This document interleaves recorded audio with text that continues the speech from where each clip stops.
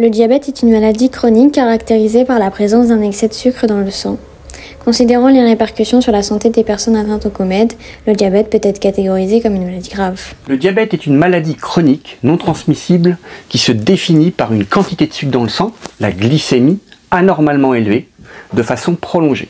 Il existe plusieurs types de diabète, dont le diabète de type 1 du sujet jeune nécessitant le recours à des injections d'insuline et le diabète le plus fréquent de type 2, longtemps silencieux et dépisté plus tardivement chez les adultes de plus de 40 ans.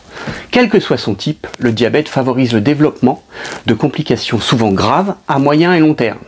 Ainsi, 3/4 des diabétiques décèdent d'une complication cardiovasculaire, dont la moitié d'infarctus du myocarde. Le diabète est également responsable d'atteintes des yeux, la rétinopathie diabétique, première cause de cécité en Europe, d'atteinte du rein, les néphropathies, première cause de dialyse, d'atteinte des pieds, 5 à 10% des diabétiques sont amputés, et d'atteinte neurologique, les fameuses neuropathies. En 2021, le COMED a accompagné plus de 500 personnes diabétiques, dont la moitié connaissait le diagnostic au pays. 30% étaient des femmes, et l'âge médian de 46 ans.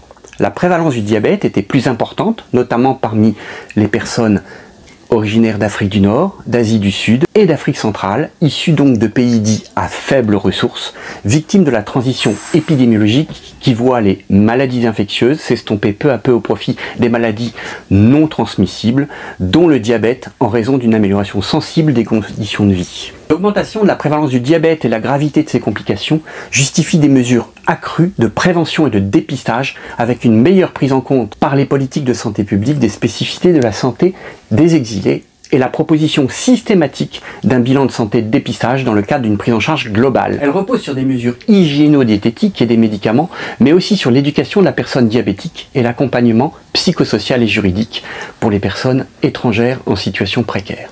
L'arsenal thérapeutique s'est enrichi ces dernières années avec l'apparition de nouveaux médicaments par voie orale et sous-cutanée et des protocoles de plus en plus évolués. Pour les personnes en situation administrative irrégulière, la perspective d'une demande de titre de séjour pour raison de santé doit être envisagée et les critères médicaux examinés au cas par cas selon les pays d'origine de la personne. En 2021, le service médical de l'OFII a rendu un avis favorable pour 80% des demandes, tous pays confondus. Avec la complexification du traitement médicamenteux et l'augmentation des obstacles socio-juridiques, il est impératif de prendre un temps pédagogique nécessaire pour répondre aux besoins de compréhension, d'adhésion et d'implication des personnes diabétiques.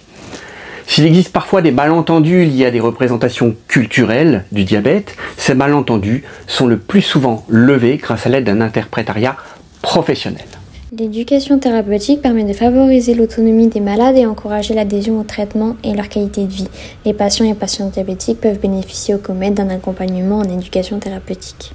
L'éducation thérapeutique des patients est destinée aux personnes qui vivent avec les maladies chroniques. Le but, c'est de les aider à comprendre la maladie, donner les conseils, les aider à gérer leur maladie pour qu'ils puissent vivre bien avec et d'éviter les complications. On parle des informations qui sont données à la personne, de leurs connaissances, et c'est un travail qui peut durer entre 3 à 6 mois au COMED, et quand c'est possible, un suivi annuel si les personnes sont toujours là en Île-de-France.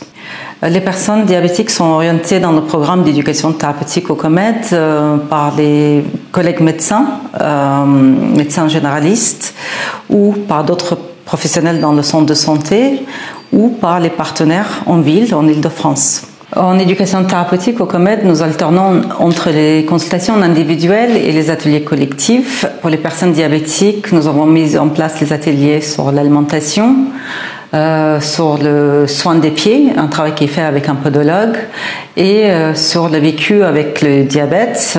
Nous travaillons avec une personne référente, une personne diabétique, pour partager les expériences avec les patients. Les personnes suivies au COMED sont dans des situations de grande précarité et vulnérabilité. Ce qui pose problème quand les personnes ont une maladie chronique comme le diabète, il y a forcément un impact sur la gestion de leur maladie, sur le suivi. Par exemple, s'ils n'ont pas de protection maladie, ils ne peuvent pas avoir un suivi correct et ça va avoir un impact sur l'accès aux soins. Les problèmes, par exemple, de moyens de transport, aller à leur consultation.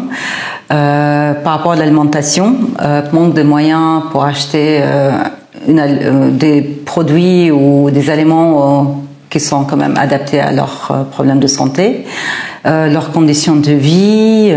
Donc il y a plusieurs raisons pour lesquelles c'est compliqué à gérer la maladie et être bien et être tranquille avec leur diabète. Comme toutes les personnes suivies au COMED, les personnes suivies en éducation thérapeutique peuvent bénéficier d'un interprète professionnel quand besoin ou si nécessaire.